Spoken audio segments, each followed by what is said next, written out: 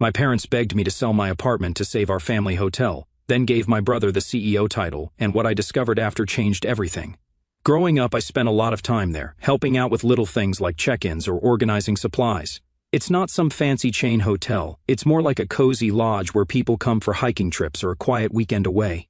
My parents took over after my grandparents retired, but let's just say business wasn't their strong suit. Over time, the place got run down. Reviews tanked, bookings dropped, and they kept patching things up with duct tape and prayer. I guess they thought things would magically turn around, but they didn't. A little over a year ago, my dad called me, sounding more upset than I'd ever heard him. He said the hotel was on the verge of going under. My parents had poured everything into it, and losing it would have meant losing not just their livelihood, but a big part of our family history. I won't lie, I hesitated at first. I had a good life in Portland. I'd been working in hospitality for years, climbing my way up to a management position I was proud of. I had my own apartment, a circle of friends, and a routine that felt stable. But when your parents call you, saying they're weeks away from losing everything, what are you supposed to do? So, without hesitation, I sold my apartment, left my job, and packed everything into my car. I told myself it would be temporary, a few months to help stabilize things, then back to my life. When I got home, the situation was even worse than I'd imagined. The hotel was barely functioning. The carpets were stained, the furniture looked like it had been picked up from a thrift store, and everything smelled faintly of mildew. Guests were complaining about broken air conditioning units, noisy plumbing, and rude staff. I'd always known the place was dated, but I hadn't realized just how bad things had gotten. The financials were a mess too. My dad handed me a stack of invoices, receipts, and bank statements in a shoebox, as if I could just wave a magic wand and make it all make sense. There were overdue bills, unpaid vendors, and accounts that didn't even reconcile. It was overwhelming, to say the least. I didn't have time to dwell on how bad things were, though. I took full responsibility and started working. The first thing I tackled was the reservation system, which was so outdated it could barely handle online bookings. I upgraded it to something modern, which was way more expensive than I wanted, but it was necessary. Then I moved on to the physical stuff, replacing the lobby furniture, repainting the walls, fixing leaky faucets, and replacing light fixtures. I didn't have a big budget, so I got creative, scouring clearance sales and bargaining with local suppliers. I spent hours every day with the staff, trying to retrain them and create some sense of professionalism. Most of them weren't even bad workers, they just hadn't been given proper guidance in years. I made checklists, set clear expectations, and started holding regular meetings to ensure everyone was on the same page.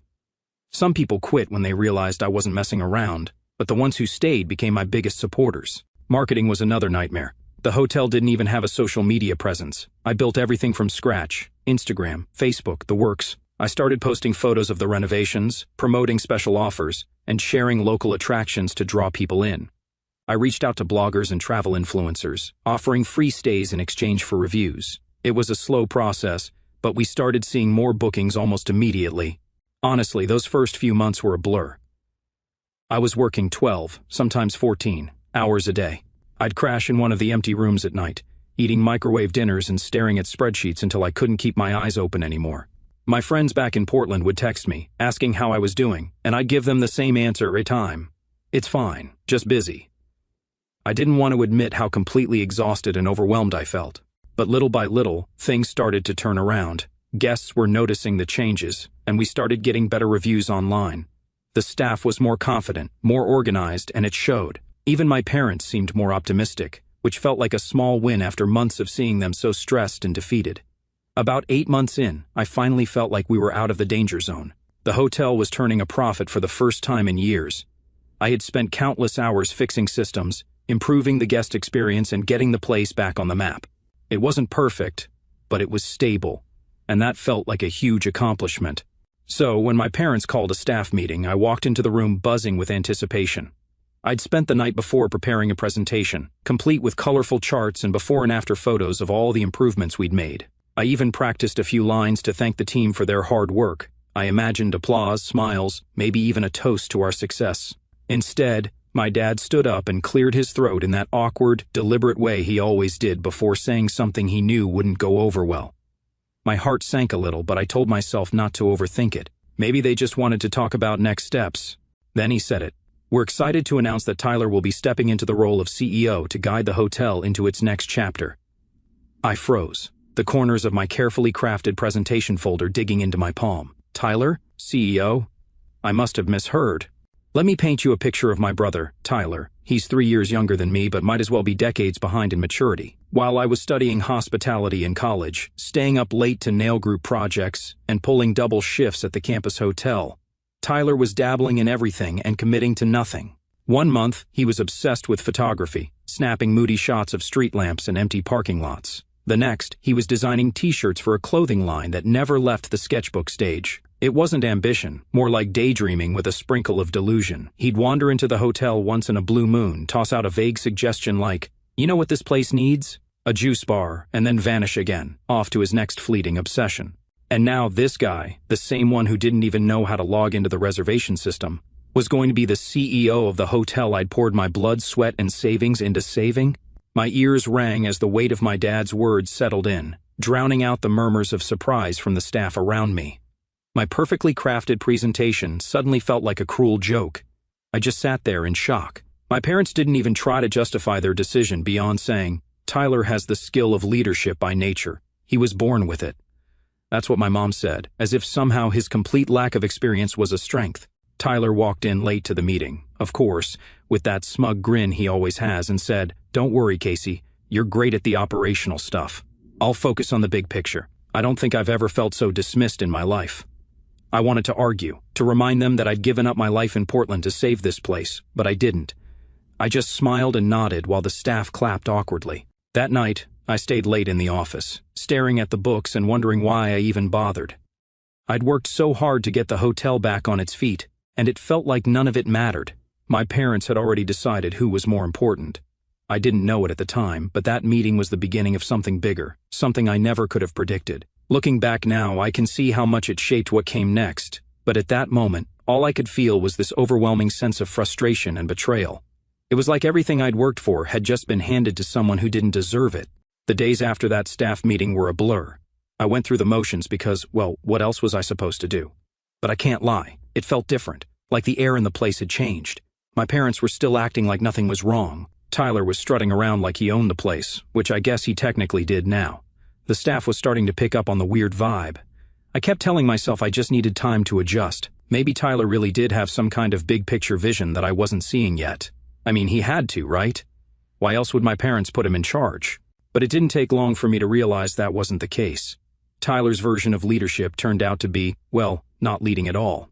On his first day, he walked into the office mid-morning, wearing sunglasses, holding a smoothie, and said, "Okay, so first order of business, what's our long-term plan for innovation?" I stared at him for a second, waiting for him to laugh or give me some kind of clue that he was joking. He didn't. Tyler, we just finished updating all the major systems," I said. "The next step is focusing on maintaining those changes and building consistency with the staff." He nodded like he was really deep in thought, then said, Cool, but what about, like, branding? Should we be targeting a younger crowd?" I think I read somewhere that Gen Z is all about experiences. I don't know why that moment stuck with me so much, but it felt like the perfect snapshot of Tyler's approach. Lots of vague buzzwords, no real direction, and absolutely no understanding of how the day-to-day operations actually worked. It got worse from there.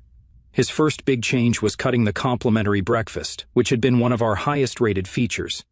Guests loved it, fresh fruit, pastries, coffee, all that. Tyler decided it was too expensive and replaced it with a self-serve coffee station and a basket of granola bars. I tried to explain how much this would affect guest satisfaction, but he just waved me off and said, "It's not about what people want, it's about what they need." Within a week, we started getting complaints. Guests who had been coming for years were leaving angry reviews, saying the hotel was cutting corners and losing its charm. One woman even said, "I come here every winter because it feels like home. Now it feels like a cheap motel." That one hurt. Tyler didn't care, though. He was too busy making bold moves, like firing Patricia, the head of housekeeping, because she wouldn't agree to his new scheduling system. Patricia had been with us for 15 years. She knew every inch of that hotel and had trained almost all the housekeepers. Losing her was a huge blow, and the team felt it. When I tried to step in and explain how much we relied on her, I snapped, "Do you even understand what you've done? Patricia is the reason we've been getting 5-star cleanliness reviews. She keeps this place running." Tyler brushed me off. "We need people who are flexible, Casey." She wasn't a team player. When I pointed out the guest backlash from cutting the complimentary breakfast, my mom came to Tyler's defense.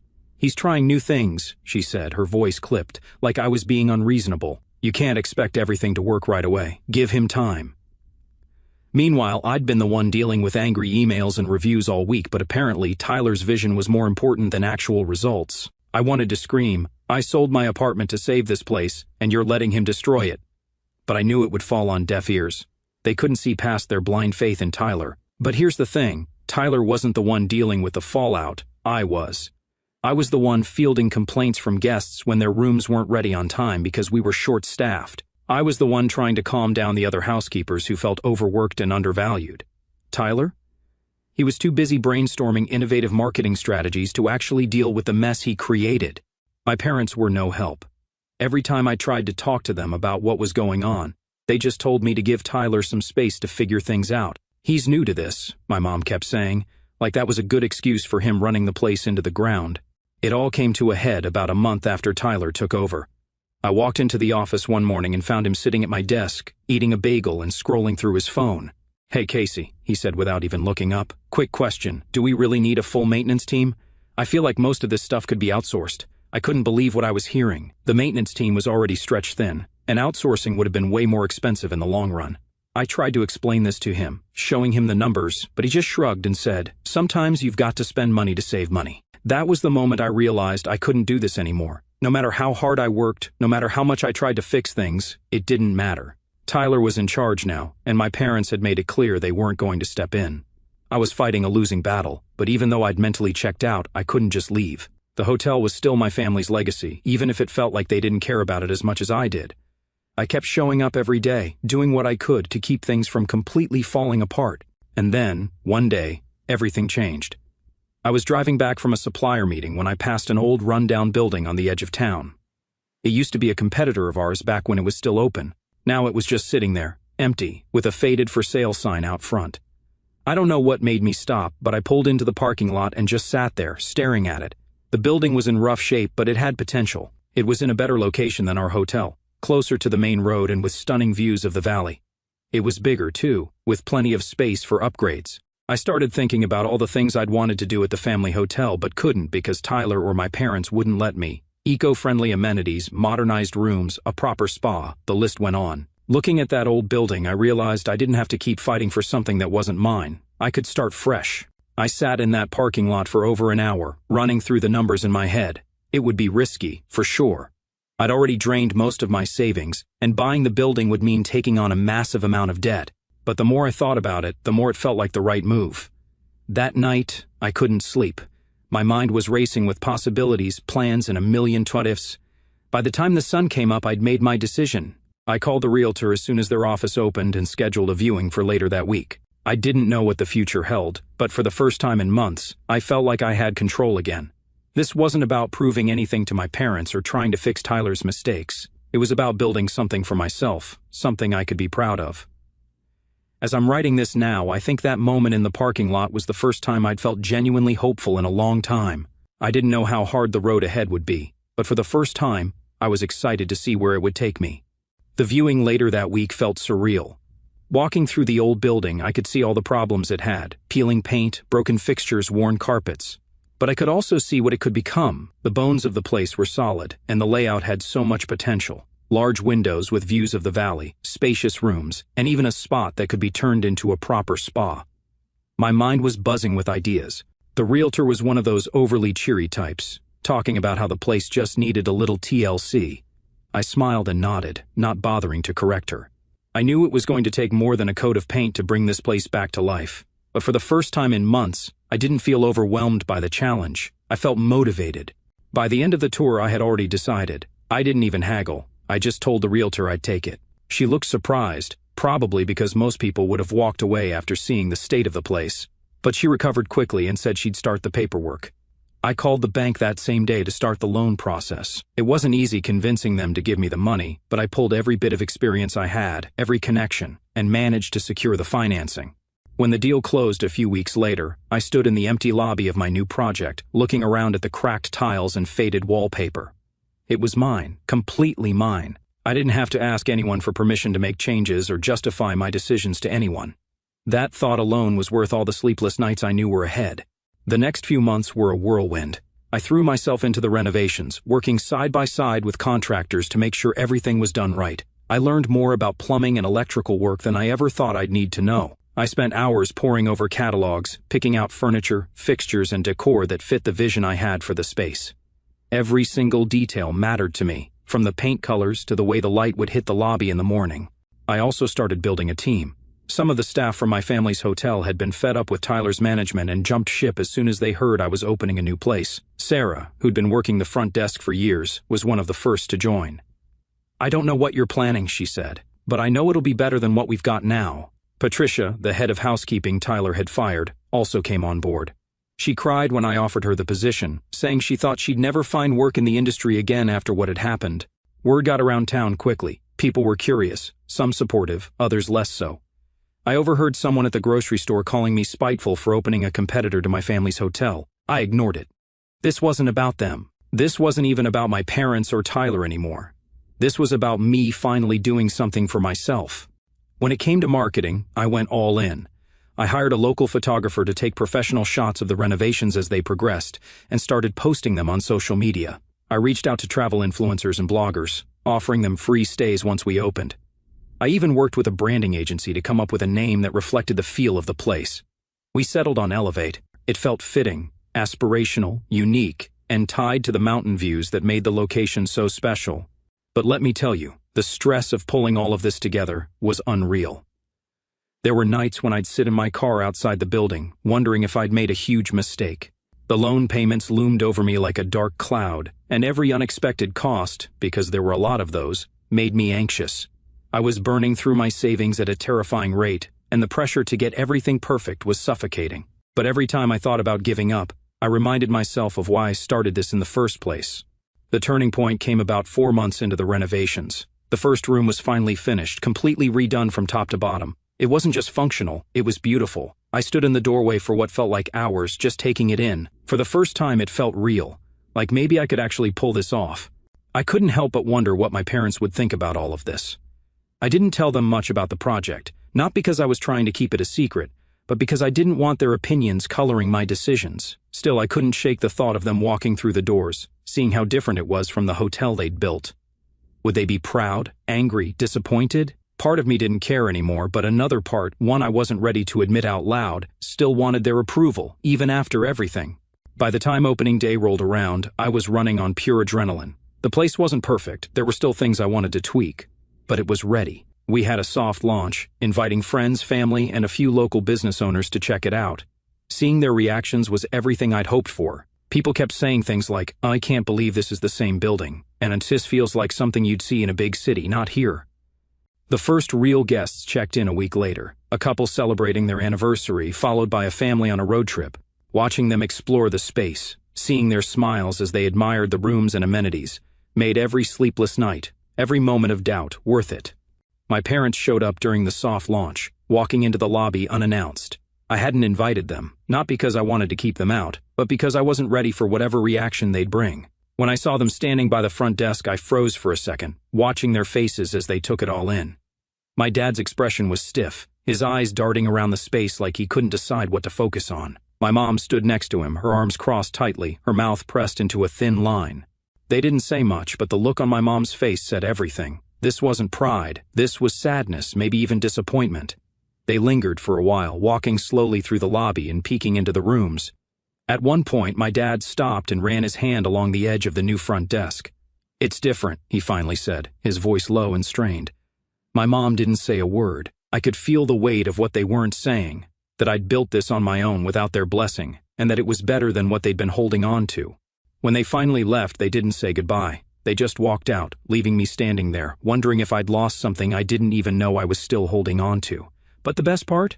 I didn't feel like I was constantly looking over my shoulder, waiting for someone to criticize me or tell me I was doing it wrong. I was finally free to build something I could be proud of, and that feeling was priceless. Of course, it wasn't all smooth sailing. There were hiccups, plumbing issues in one of the guest rooms, a mix-up with the reservation system that left me scrambling to find a room for a couple who'd booked months in advance. But those challenges felt different. They were mine to solve, and for the first time, I felt like I had the confidence to handle them. Elevate wasn't just a building. It was proof that I didn't need anyone else's approval to succeed. And for the first time in a long time, I felt like I was exactly where I was meant to be. The weeks after my hotel opened were a blur. Guests were rolling in, reviews were pouring in, and the hard work was paying off. Walking through the lobby every morning, I felt this weird mix of pride and disbelief.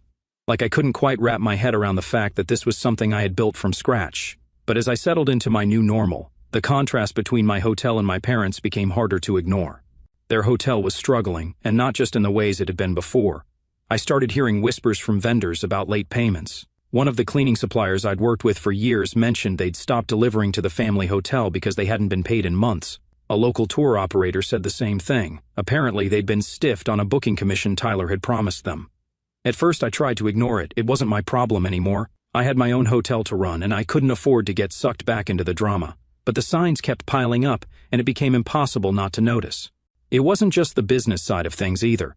Guests who had been loyal to my parents' hotel for years were starting to drift my way. One couple told me they'd tried to book a weekend there but were put off by the recent reviews, which mentioned unclean rooms, understaffed service, and even a broken heating system that hadn't been fixed for weeks. "We always stayed there when we came to town," the woman said as I checked them in. "But something's changed. It doesn't feel the same anymore." I didn't say anything, just smiled and handed them their room key, but inside, I couldn't stop thinking about how quickly things had fallen apart. What really got to me, though, was the look on my parents' faces whenever I saw them. They stopped by the soft launch, of course, but after that, they kept their distance. When we did run into each other, usually at the grocery store or some community event, they looked exhausted. My dad's shoulders seemed permanently hunched, and my mom had this tight-lipped expression that didn't leave much room for conversation. Then, one day, they showed up at Elevate. It was late afternoon, just after the check-in rush. My parents came into the lobby looking more nervous than I'd ever seen them. My mom clutched her purse like it was a lifeline, and my dad kept glancing around like he didn't want to make eye contact with anyone. "Casey, can we talk?" my dad asked, his voice quieter than usual. I led them to one of the seating areas near the fireplace. They sat down, but neither of them seemed to know where to start. Finally, my mom blurted out, "We need your help." I wasn't surprised. I'd seen it coming for weeks, ever since the vendors started complaining and the reviews took a nosedive. But hearing them say it out loud still felt strange. For months, they'd brushed off my concerns, ignored my advice, and handed the reins to Tyler. And now, here they were, asking me to clean up his mess. "I don't know what you expect me to do," I said carefully. "You have a CEO. Maybe you should ask him for help." My dad flinched at that, like I'd hit a nerve. "Tyler's trying his best," he said, though it didn't sound convincing. "Is he?" I shot back. "Because from where I'm standing, it doesn't look like it." "Casey, please," my mom said, her voice cracking. "You're the only one who knows how to fix this." I leaned back in my chair, folding my arms. "I tried to help before, remember? You didn't want my help then. You wanted Tyler." My dad sighed, rubbing his temples. "One may have made a mistake, okay? But we can't go back and undo it. We need you now." I looked at them, these two people who had spent their whole lives building something only to watch it fall apart. And as much as I wanted to feel vindicated, all I felt was tired. "I can't," I said finally. "I'm sorry, but I have my own business to run now. If you want my advice, here it is. Get professional help. Hire someone who can actually clean up the mess Tyler's made." They didn't say anything after that. My mom looked like she might cry, and my dad just sat there, staring at the floor. After a while, they got up and left without another word. For the rest of the day, I couldn't focus. My mind kept going back to that conversation, replaying every word, every expression. I knew I'd done the right thing. Setting boundaries was something I'd struggled with for years, and this was a chance to stand my ground. But it didn't make it any easier. What bothered me more, though, was the nagging feeling that something wasn't adding up. The late payments, the canceled vendor contracts, the broken heating system. It was all too much to just be bad management. Even Tyler couldn't screw things up this badly on his own. I started paying closer attention to what people were saying about the family hotel. Vendors mentioned orders being delayed because of budget issues, but no one could tell me exactly what those issues were. Former staff hinted that Tyler had been making weird changes to the payroll system, but no one could explain what that meant. The final straw came when a guest who had stayed at both hotels casually mentioned a rumor they'd heard about Tyler. "People are saying he's spending all his time in Denver," they said. "What's he even doing down there?" I didn't have an answer, but the question stuck with me. Tyler hadn't been around much, and the few times he had, he looked distracted. He wasn't the type to sit behind a desk crunching numbers, so where was the money going? At that point, my hotel was doing well, better than I'd hoped, honestly. But I couldn't shake the unease I felt. My parents' hotel wasn't just struggling, it was sinking fast. and I had a feeling that Tyler wasn't just steering the ship poorly, he was actively drilling holes in it. I didn't know what I was going to do with that feeling, but one thing was clear: this wasn't over, not by a long shot. The uneasy feeling sat with me, growing stronger every time I thought about the family hotel and how fast things were unraveling there. Tyler wasn't just incompetent, there was definitely something else going on. So, I started digging. I went through old emails, invoices, and anything else I could get my hands on that might offer a clue. Tyler had been careless, he hadn't changed much since I left the family hotel, and I still had access to some of the systems. At first, it was just small things, odd payments listed under vague descriptions like consulting or vendor management. None of the names matched up with anything I recognized, and a quick search online turned up nothing. Then there were the inflated invoices, regular services like landscaping or repairs, suddenly costing 3 or 4 times what they should. It didn't take long to figure out that these weren't just mistakes. Someone was bleeding the hotel dry, and Tyler was the one signing off on everything. I couldn't take it anymore. I drove over to my parents' house, the printouts clutched in my hand. It was late, but I didn't care. The anger had been simmering for weeks, and now it was boiling over. They needed to know what was happening. My mom answered the door, looking surprised to see me. "Oh, Casey, what are you doing here?" "And I need to talk to both of you," I said, pushing past her into the house. My dad was in the living room, his reading glasses perched on his nose as he flipped through the newspaper. He looked up, confused. "What's going on?" I dropped the stack of papers onto the coffee table in front of him. "That's what's going on," I said, my voice cracking. "I sold my apartment to save you from this. I gave up my entire life to keep this hotel afloat, and you handed it all over to Tyler without a second thought." He frowned, picking up the first page. My mom sat down next to him, glancing at the printouts, her expression shifting from confusion to alarm. "What is this?" my dad asked, like he didn't really want to know the answer. "It's proof that Tyler's been funneling money out of the business," I said, my voice sharper than I intended. "These payments, they're fake. These companies don't exist. And the inflated invoices, that money's not going to vendors. It's going somewhere else, probably straight into Tyler's pocket." My mom looks pale. "That can't be right. Tyler wouldn't—" "Wouldn't what?" I interrupted. "Wouldn't lie? Wouldn't steal?" "Open your eyes, Mom. This is why the hotel is falling apart. He's not just bad at running it, he's actively draining it." My dad set the papers down, rubbing his temple. He looked older than I'd ever seen him, like the weight of everything was finally crushing him. "How did you find this?" he asked quietly. "I still have access to some of the systems," I admitted. "I've been keeping an eye on things because, well, let's be honest, I didn't trust him. And I was right not to." My mom was shaking her head, tears streaming down her face. "He's our son, Casey. He wouldn't do this. There has to be some other explanation." "Then ask him," I said, crossing my arms. "Call him right now and ask him where the money's going, but don't expect an answer, because he's been dodging that question for months." My dad didn't say anything. He just sat there, staring at the printouts, his face a mask of defeat. "Why didn't you say anything sooner?" my mom finally asked. "Because it's not my problem anymore," I said. "I warned you about putting him in charge. I told you he wasn't ready, that he didn't know what he was doing. But you didn't listen. You wanted to believe he could handle it, and now this is where it's gotten you." My dad looked up at me then, his eyes red-rimmed. "What do we do, Casey? How do we fix this?" I almost laughed at the irony. After months of ignoring my advice, now they wanted my help, but the anger fizzled as quickly as it came, replaced by something softer, something I didn't want to name. "You need to confront him," I said, sitting down across from them. "Show him this, demand answers, and then you need to bring in someone who actually knows how to fix the mess he's made. A professional consultant, not me. You're the only one who understands this business," my mom said, her voice pleading. "We trust you now." "And you trust me now?" I said, shaking my head. "That's rich. Look, I'll give you advice if you need it, but I'm not coming back to fix this. You need to figure out how to clean up your own mess." They didn't argue after that. My dad nodded silently, and my mom wiped her eyes with a tissue, looking smaller than I'd ever seen her. As I drove home that night, I couldn't shake the image of them sitting there, broken and defeated.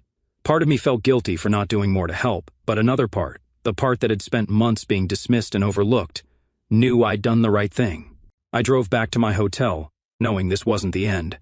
Tyler would have to answer for what he'd done, one way or another, and when that confrontation came, I wanted to be there to see it. Not for revenge, but for closure. Because no matter how far I'd come, the past still had its hold on me, and I wasn't ready to let it go just yet. The weeks after my confrontation with my parents were eerily quiet. They didn't call, and I didn't check in. I told myself it was for the best. I had my hotel to focus on, and the family hotel wasn't my responsibility anymore. But the whispers around town didn't stop, and the contrast between the two hotels became impossible to ignore. While my hotel thrived with steady bookings and glowing reviews, my parents' hotel continued to sink. It was like watching a ship slowly take on water, and Tyler was nowhere to be found. Then, one morning, Sarah came into my office, holding her phone with a grim look. "You need to see this," she said. The headline was blunt: "En local hotel under investigation for financial misconduct." The article didn't name Tyler outright, but it didn't need to. The details lined up too perfectly: unpaid invoices, suspicious payments, and accusations of fraud tied to unlicensed financial dealings. My stomach dropped. The whispers I'd been ignoring suddenly felt louder. Where was Tyler getting the money? Why were payments to vendors so inconsistent? I didn't have to dig much further before the pieces started falling into place. A vendor confirmed that invoices had been inflated or outright fabricated, and I heard through a friend in Denver that Tyler's accounts were flagged for large, unaccounted-for transfers, casinos, failed business investments, even offshore accounts. It was all there. The hammer finally dropped when investigators showed up at the family hotel. A guest tipped me off that government cars had been parked outside all day. I didn't need to go there to know what was happening. Tyler's mess was unraveling, and everyone in town was talking about it. That evening, my parents finally called. My mom's voice cracked as she said, "Casey, we don't know what to do. They've frozen the accounts. They're asking questions we don't have answers for." I kept my tone steady, even though I could feel their desperation through the phone. "I told you months ago to get help. This is what happens when you ignore the signs. We just wanted to protect him," my dad said, his voice heavy with regret. "And look where that got you," I replied. I didn't say it to be cruel, but because it was the truth. After I hung up, I felt the weight of it all settle over me. The decisions, the sacrifices, the consequences. Everything had led to this moment. My parents were facing the reality of their choices. Tyler was finally being held accountable. And the family business that once felt so unshakable was crumbling under the weight of it all. But for the first time, I wasn't carrying that burden anymore. My hotel was thriving, not because of luck or anyone's help, but because I had fought for it. Every piece, every detail, every decision was mine. And as much as it hurt to watch my family's legacy fall apart, I couldn't help but feel a small sense of peace. I had built something that couldn't be taken away from me, and no matter what came next, I knew I'd be ready for it.